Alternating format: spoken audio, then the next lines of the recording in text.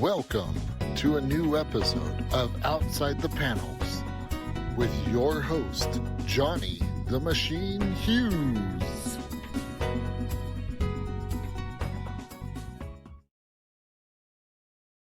Welcome everyone to an episode of Outside the Panels. I'm your host, Johnny the Machine Hughes, and by now you all know that I like books from everywhere.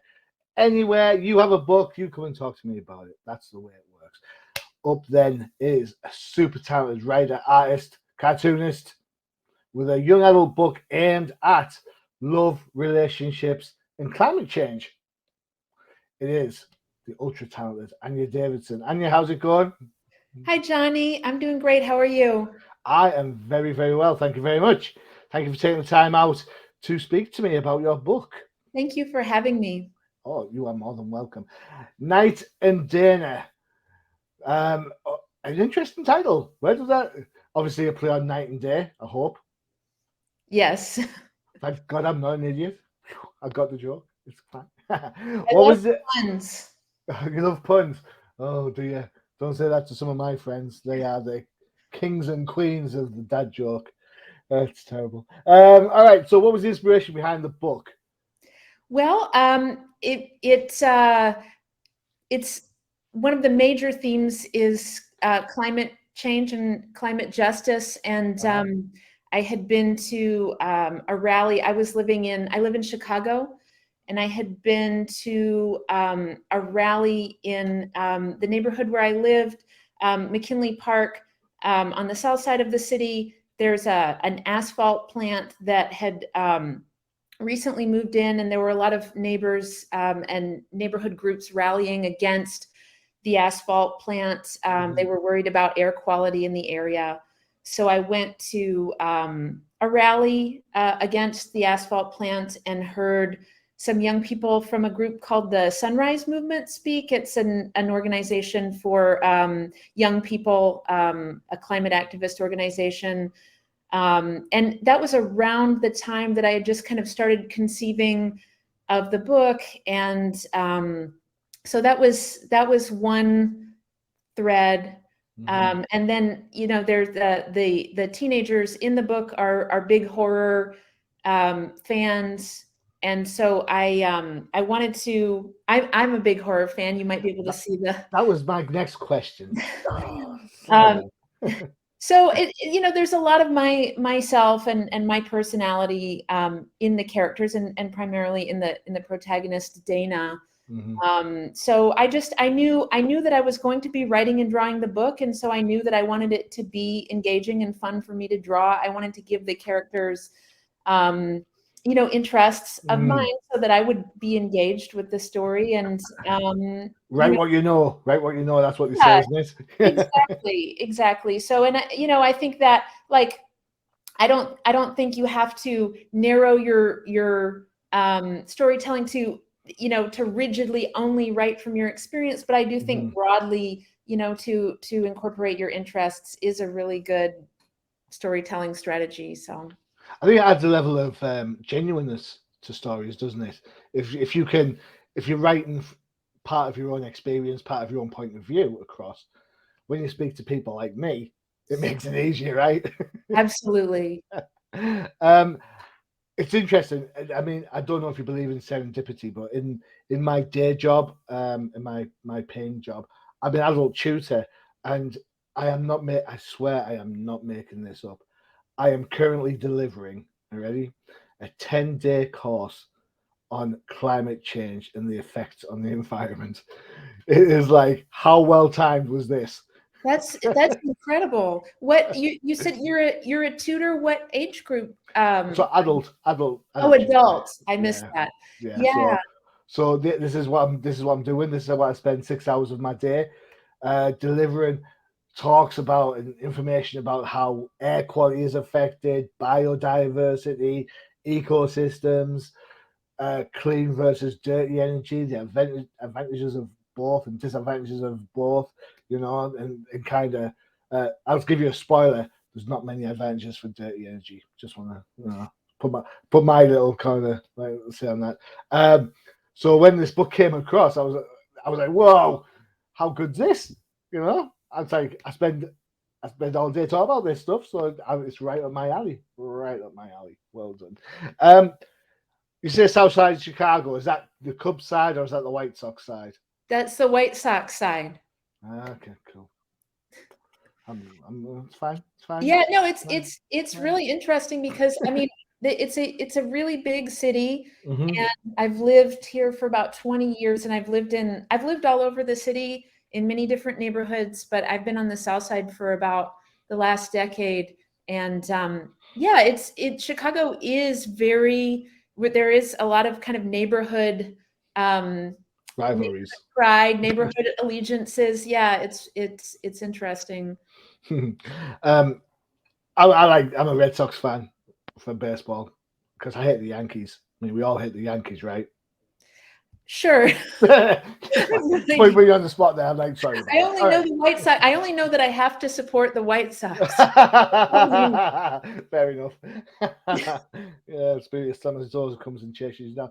Right. So, looking at the book, you have there's lots of different things going on. There's climate change element that kind of sneaks up on you. I'm not going to lie. You know, for a book that has that as one of its topics, it kind of creeps up and then it takes over a little bit. You've then got the horror aspect, and then you've got the relationships. And I found the relationships really interesting because you've got kind of like a whole mix of relationships with Dana and her parent type, Dana and a best friend, Dana and the guy she's kind of flirting with, but kind of not, and then a best friend who then finds somebody to fall for. That's a lot of different plates going on. How do you manage to keep in sort of like in them all in order and give each That's a their great time? question. Yeah, well, I mean, I did 3 drafts of the script, so things definitely weren't in order when I first started, but I knew that one of the things that I think about a lot and one kind of theme that I wanted to tackle that's maybe not as overt in the book is relationships, creative relationships, and kind of jealousy in creative That's a relationships. good Like shout. Dana and her friend Lily are kind of butting heads. They're trying to make a film, and they're having creative differences. They're kind of struggling to agree on a direction for the project, and so that's something that I think about. All of my friends are um, creative in some way. Mm, We're all, and we all have day jobs, but we're all artists, musicians, writers, and so thinking about the dynamic between kind of 2 creative people, I mm, wanted to explore that a little bit. I wanted to something I haven't seen a lot in um, media, whether it be film or graphic novels or anything. I was curious to depict a parent-child relationship where mm. the parents have differing political views. And Okay. that's something that I think is really common. I think, in the United States, there's a lot of kind of fracture between families that's been even exacerbated by the pandemic and Mm, um, recent kind of political events. So I wanted to have Dana kind of trying to figure out how to reconcile her awakening kind of understanding of climate change with mhm. her family. It's yeah, there was a lot. Maybe it's too much. I don't know. No, no, no, I don't think it is. I don't think it is too much at all. I think, I think you need to pay attention. The reader needs to pay attention, and I think for the reader, it's easy to get lost in the humor and some of the cartoony art. It sort of exasperates that a little bit, but you read it all the way through, and I think it's absolutely spot on. I think there's there's lots of there's enough of lots of different things that you don't focus on one particular one, so nothing feels boring. So I really appreciate that. yeah, That's very, very, yeah, that's so lovely to hear. so a couple of things I've just noted down whilst we were talking there. The differences in the creative aspect. between Dana and Lily really come into focus when that third person gets brought into the relationship. And I, but that's life, isn't it? We kind of go through life with like people joining our circle of influence, people leaving our circle of influence, and it changes us, and we adapt. And those that were with us adapt with that. It, I think it's very astute to focus on that, and then use it as from the creative point of view. So really, in all essence, there's not a bad guy in the whole triangle, So you're aiming this at young adults, and so young adults are going to see that reflection in their own lives as they move from like junior high to high school. The circle's going to change. So I think that's a really clever piece of writing to kind of ensure that there isn't a bad guy. Yeah, that was something that was important to me. And I think that's a really spot on. Thank you. I really appreciate you for reading and giving such a close read and having such great observations. But yeah, it was important to me that the new people who were coming in and the mentors and the new friends, or that they kind of upended things, but that change and that kind of disruption wasn't necessarily negative, that they were but that change can be really hard, even if it's ultimately kind of going to benefit everyone, that it can be really painful. Indeed. You mentioned the difference between the political views between Dana and the parent figure. Who she calls Joe. I was like, did I miss something there? It's so I kind of think to myself that does mirror the real world. The real world, we have extreme political views, and extreme actions based on those. How important was it for you to try and, you mentioned bringing it into your book? Your book's not preachy in any way, shape, or form. For the majority, there's one. The climate change is a huge part of it, and I agree with the climate change bit 110%.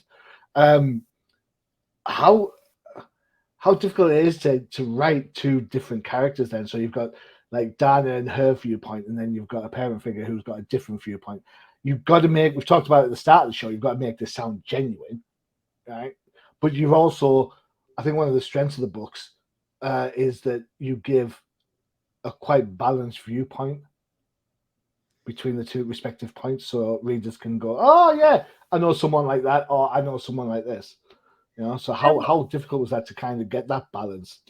Yeah, I had to think about it a lot, and I think, and I knew that I wanted to show Dana's mother kind of doing her best, and that there's kind of, they have a conversation towards the end of the book where it's kind of revealed that well, I don't know, I don't want to don't spoil it. Read the book. There's a conversation at the end of the book. It warms your heart. That's all you need to know. Read the book. but I wanted like the mother still never quite, even though she's making some concessions toward the end of the book, she's still never quite, they never quite fully understand one another. I thought that I didn't want to wrap it up too neatly, because I don't think that's how things work. And I could definitely see them having bigger conflicts down the road. They're kind of at a truce in the book, but they're kind of like that. They're not like that. They're kind of like that. Yeah. And so they're kind of, they're able to be kind of civil with one another, and they're each kind of making an attempt to understand the other, but they're not they're not whole on the same page. They're in the same book, but not on the same page. Yeah. I have to say, there's some lovely nuanced bits in this book, and I'm going to pick up on something that might surprise you. But when I was younger, I was Dana, in that my mum was was between relationships. There was me, my brother. My brother's a couple of years younger than me, and then I had my sister, who's was a lot younger, like Bambino younger. Um, and between the ages of what 15 to about 16, 17, when I got my first job, every night was, or a lot of nights were, right, I'm going out, you're babysitting. I remember having this absolute blowout argument with my mum one time. I must have only been about like 17 in my first job, and I stood down like, you know what? Most people my age are going out. I'm going out at least twice a week now, and I'm going to go down the town. I'm going to have beer, and and I remember getting really quite agitated about it. My mum was like, yeah, okay, fine, whatever. So that whole being called upon to babysit all the time, that absolutely resonated with me.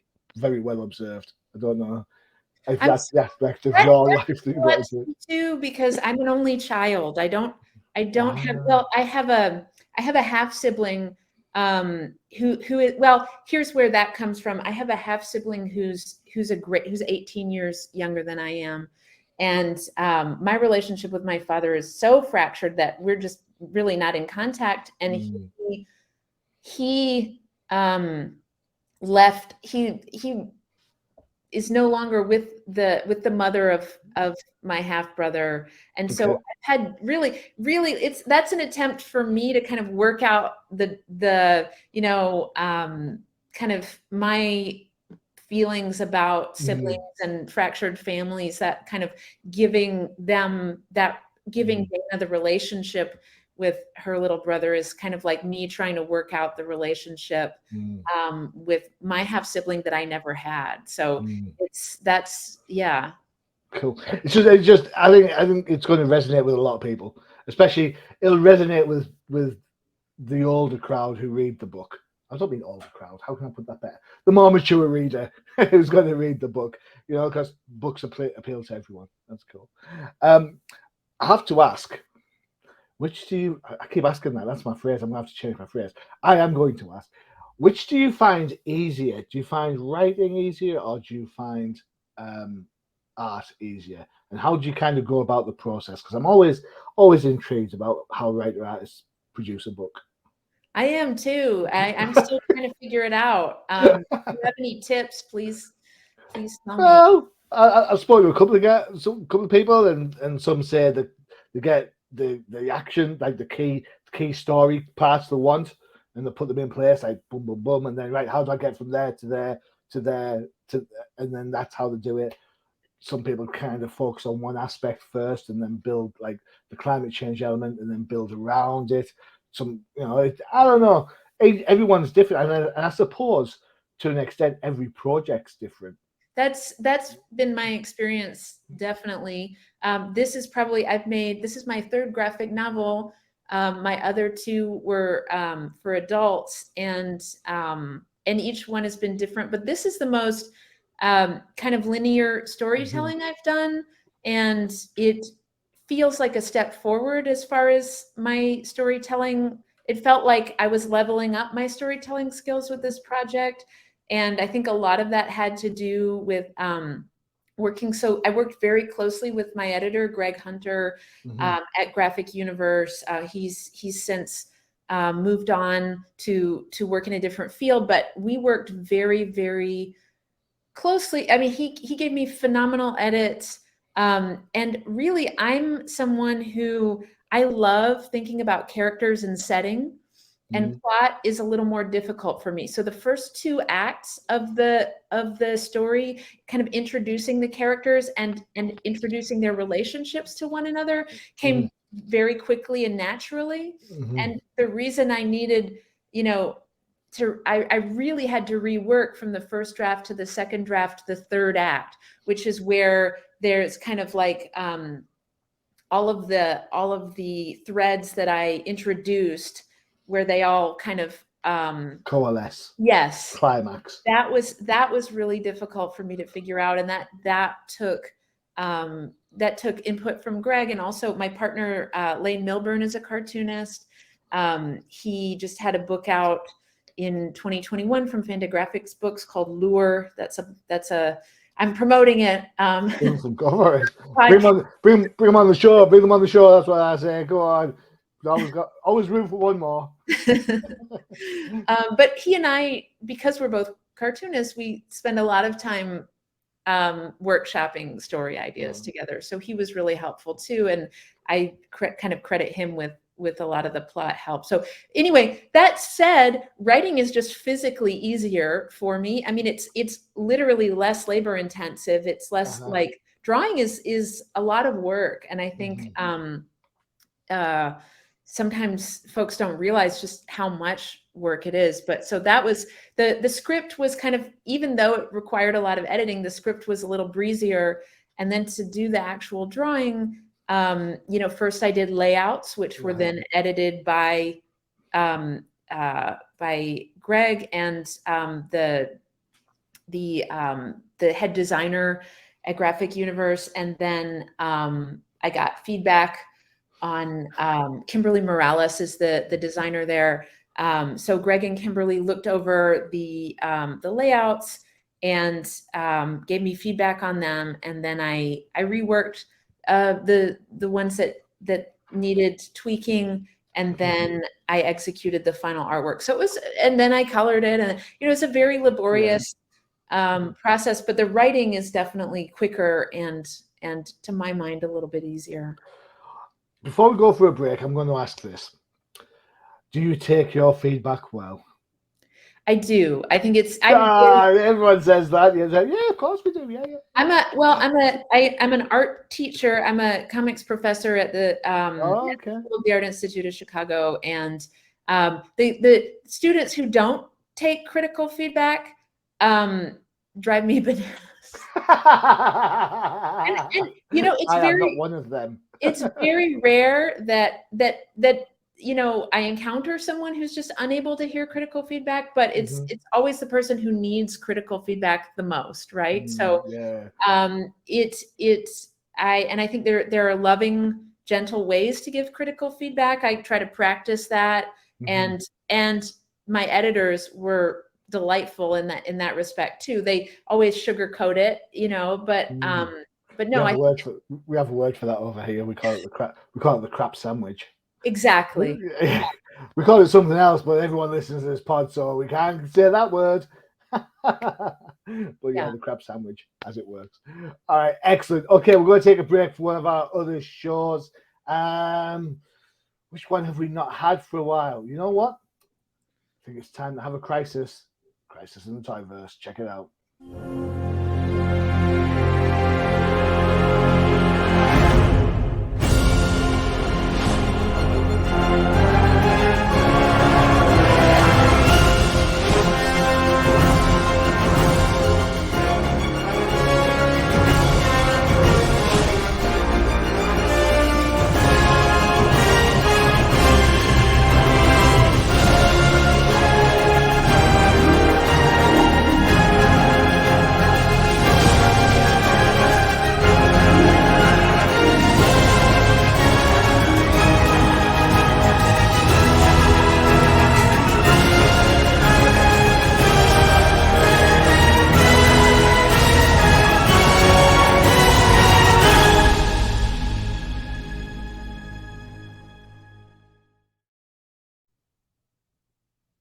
There you have it, Crisis in the Toyverse with Bobo. Yes, I know he takes the figures out of the box. Don't blame me. I keep them in there. What do I know? Yeah. Fair enough. All right, time to have a look at the book itself. You've been very patient whilst we have analysed and got into your writing and art. Here we go.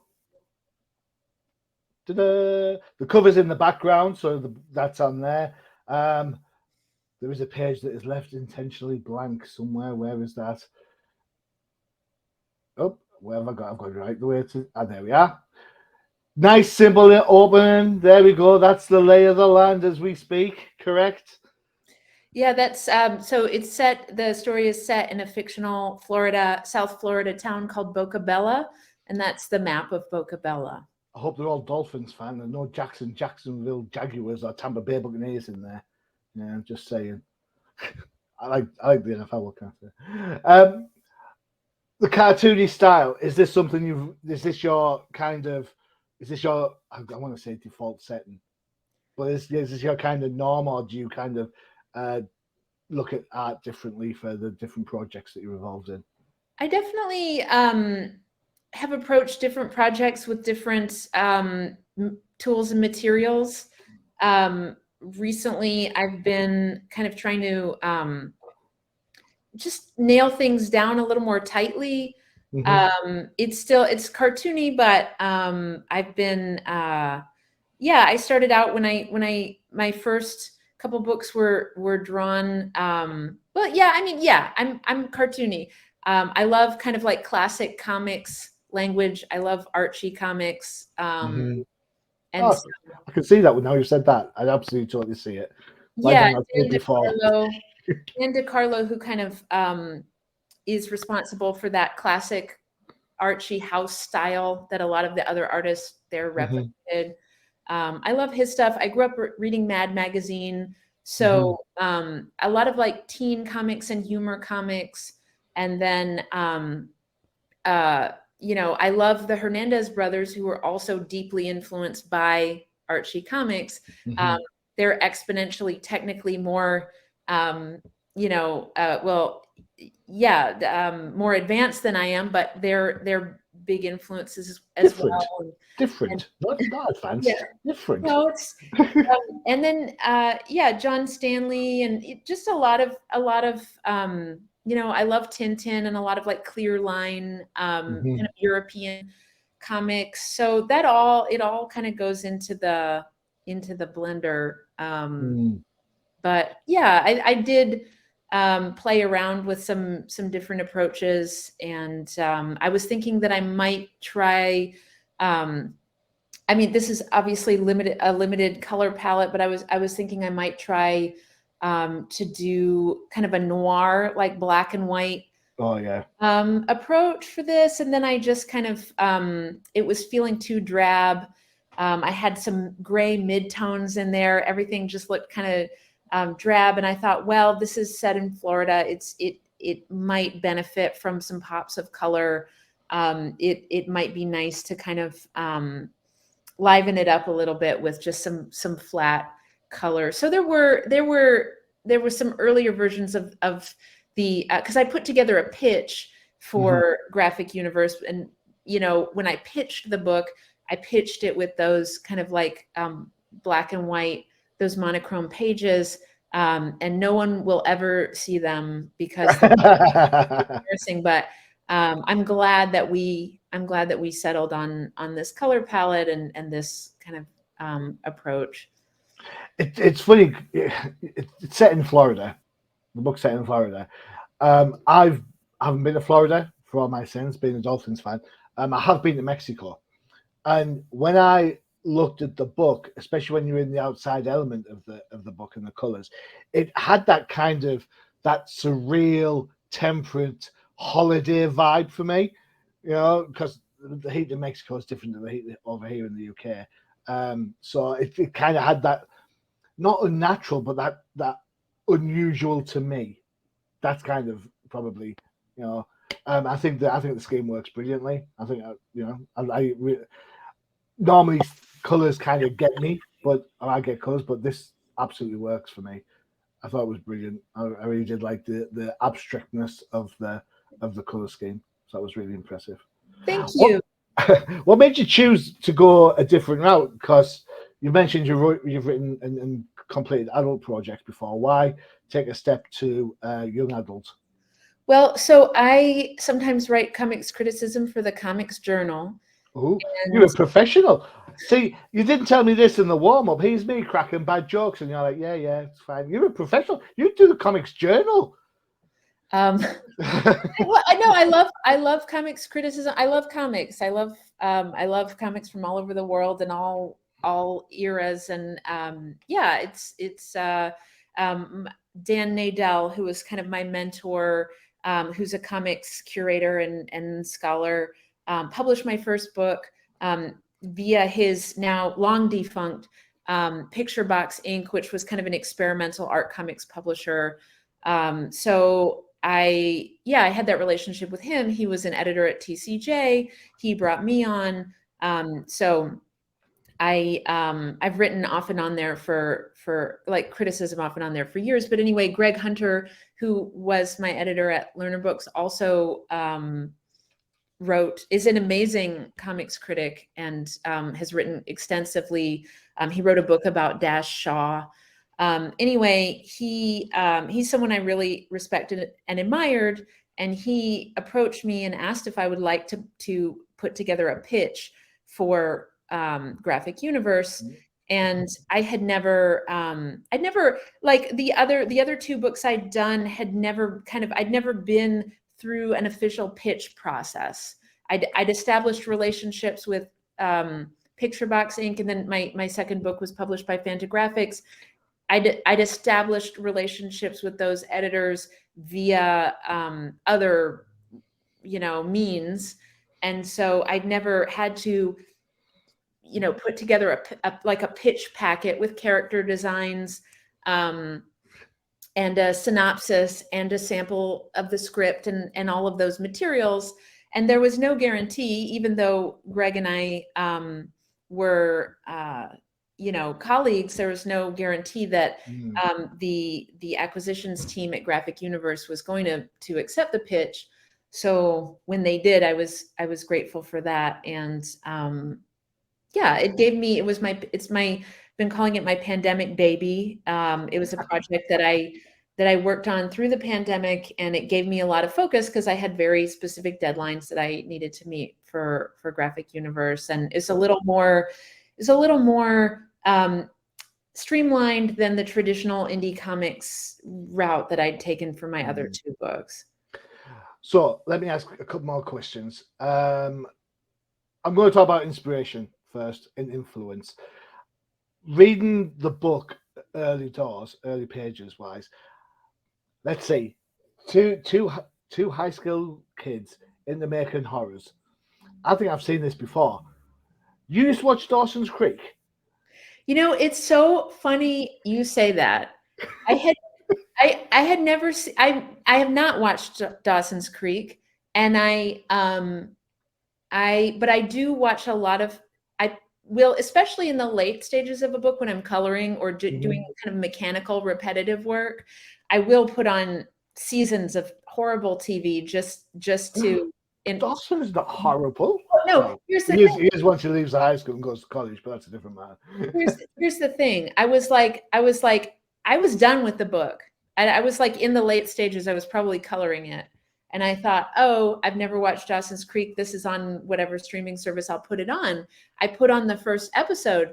I was like, holy crap, this is about kids making a horror movie. And I had to turn it off because I was like, if my book is accidentally too similar to this show, I'm going to feel terrible. And, I always try to research before I start any new project. I kind of, do some research, put out some feelers, see what other things exist in the world that are like the thing that I'm conceiving, but I'd somehow missed Dawson's Creek.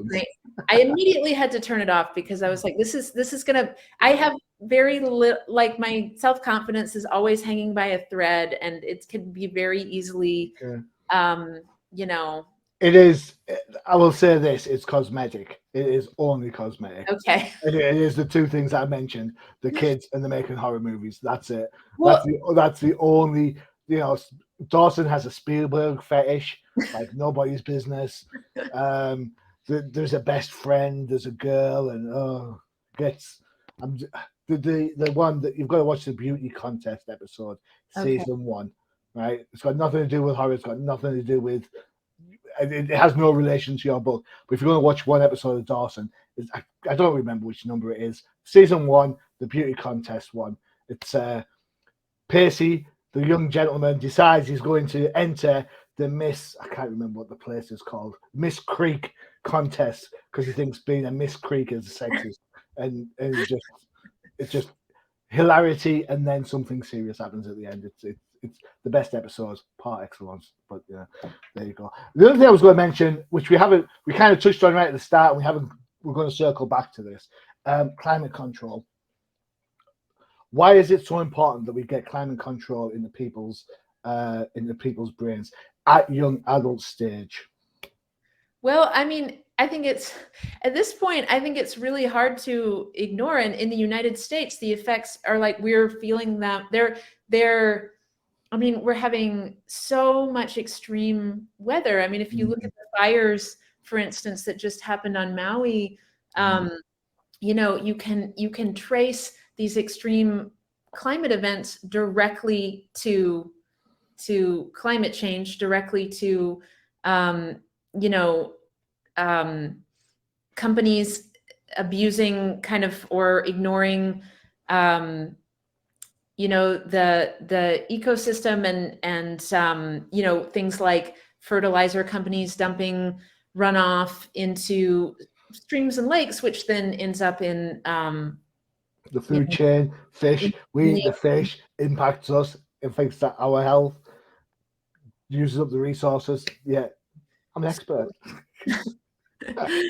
it's yeah, all this extreme weather is not a fluke.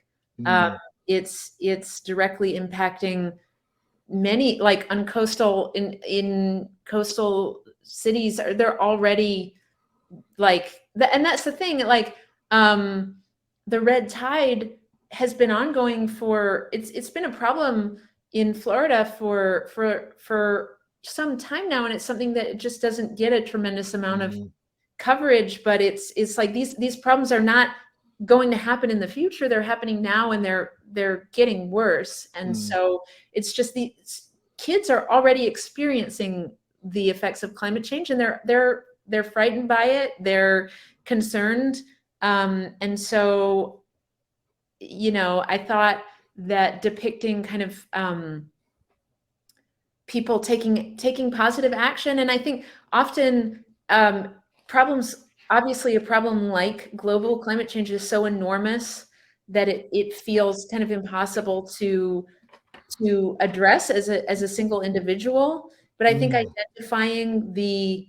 identifying the culprits, and then taking kind of action in your community to try to figure out ways that you can be involved regionally is better than just feeling overwhelmed and giving up. agreed.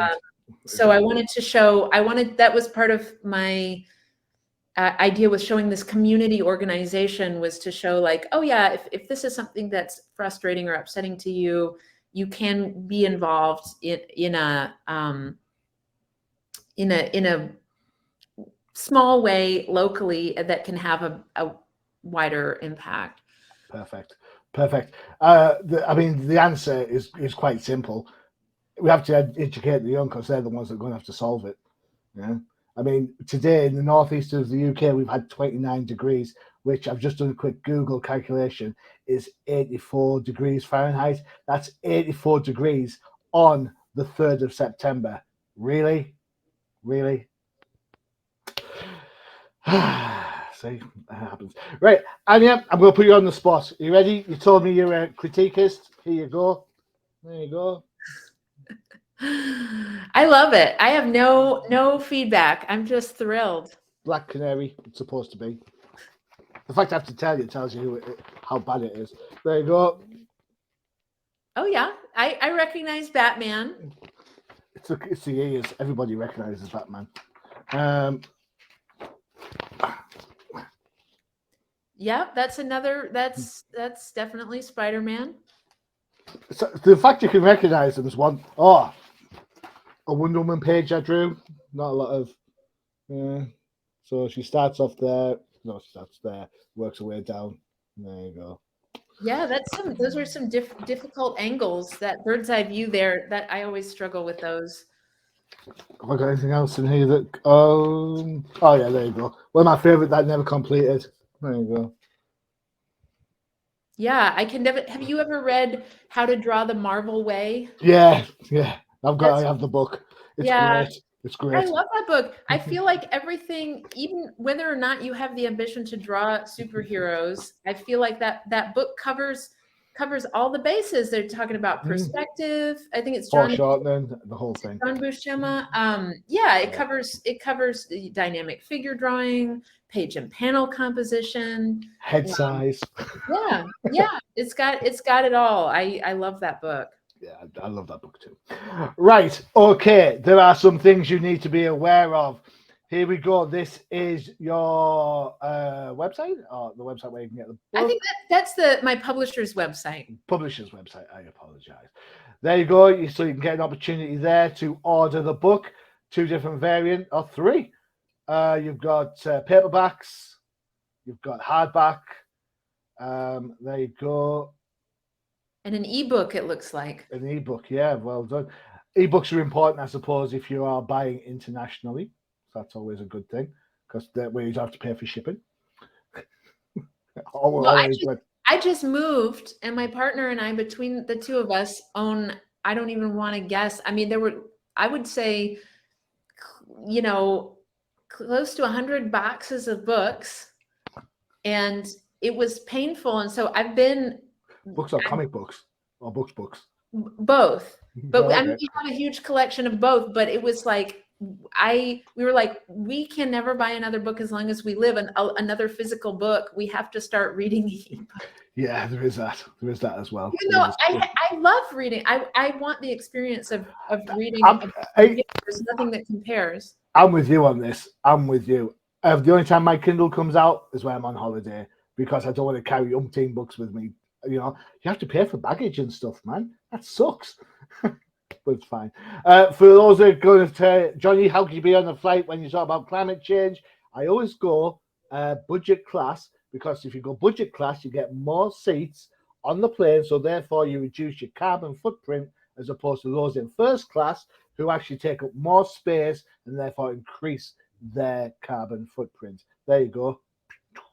I have read about, there are some climate scientists who won't fly because it's just too big of a...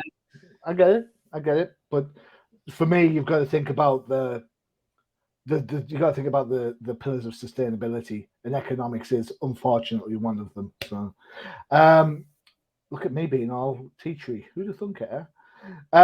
You can follow Anya on Instagram. There you go. Are you on X as well, or have you left X? Kind of. I pretty much left. I'm not really posting there anymore. I really hate social media.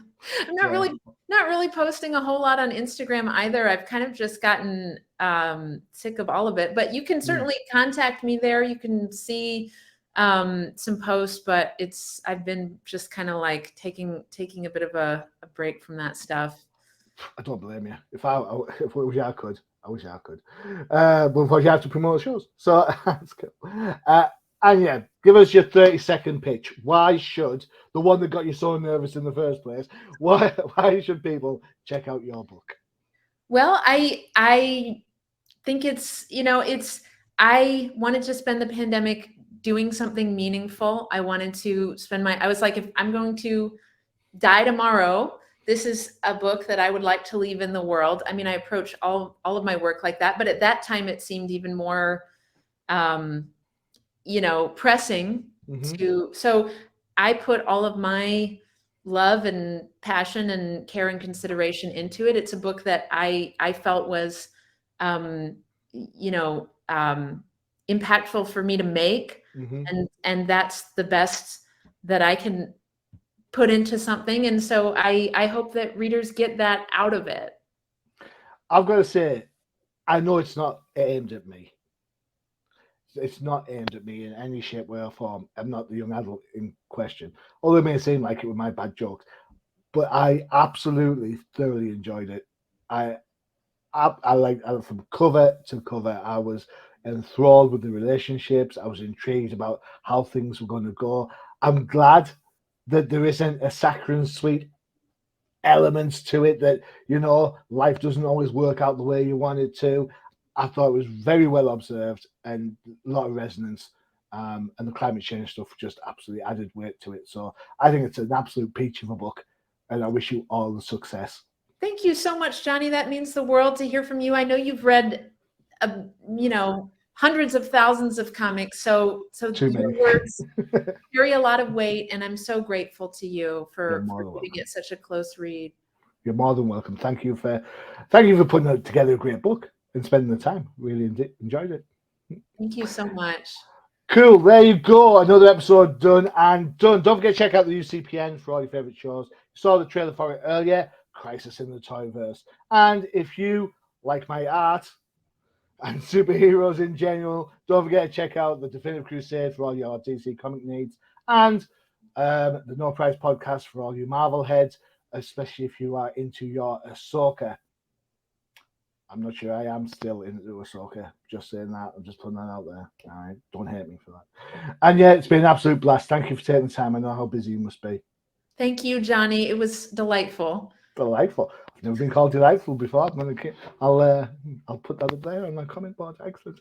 I've been your host, Johnny Machine Hughes, and as always, adios. Visit undercovercapes.com for the latest and greatest podcasts via the Undercover Capes Podcast Network. Also visit our parent company website, comiccrusaders.com, all about comic pop culture.